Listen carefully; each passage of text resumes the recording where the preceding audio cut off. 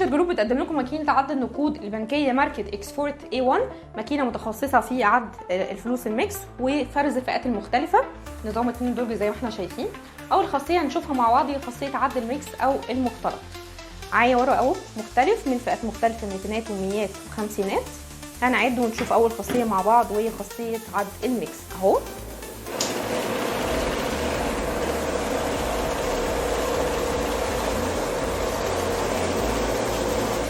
ماكينه قالت لي ان عدد الورق 120 ورقه، الاجمالي 19450.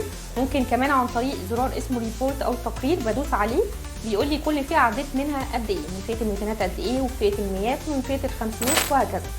تاني خاصيه هنشوفها مع بعض وهي خاصيه كشف التزوير. هنشوف دلوقتي ازاي المكنه بتطلع الفلوس المزور. معايا هو ورق برده مختلط، هنحطه في وسطيه 3 ورقات مزورين اهم في وسط الفلوس، نوزعهم بشكل عشوائي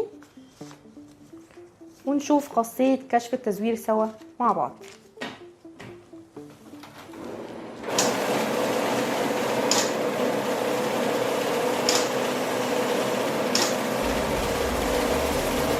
اهو نفس ال3 ورقات المزورين طلعتهم لي المكنة في درج الرفض، وقالت لي عدد الورق السليم 120 ورقة والاجمالي 19450 جنيه.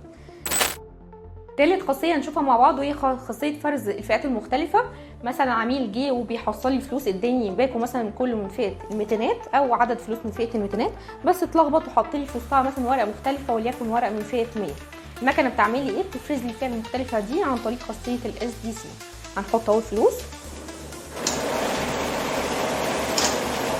المكنه عدت لي الميتينات بشكل تلقائي، والورقه المختلفه اللي هي في وسط الفلوس فئه ال100 طلعتها لي في درج الرفض.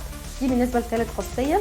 ناخد بالنا المكنه كمان فيها طبع التقارير اللي هي بتطلع لي ريسيت او ايصال بيقول لي المكنه عدت قد ايه والاجمالي قد ايه. عن طريق ان انا ممكن اطبع بزرار البرنت، بدوس عليه بيطبع لي العمليه اللي انا عملتها على المكنه اهو عن طريق ريسيت موضح لي كل العمليات اللي انا عملتها على الماكينه.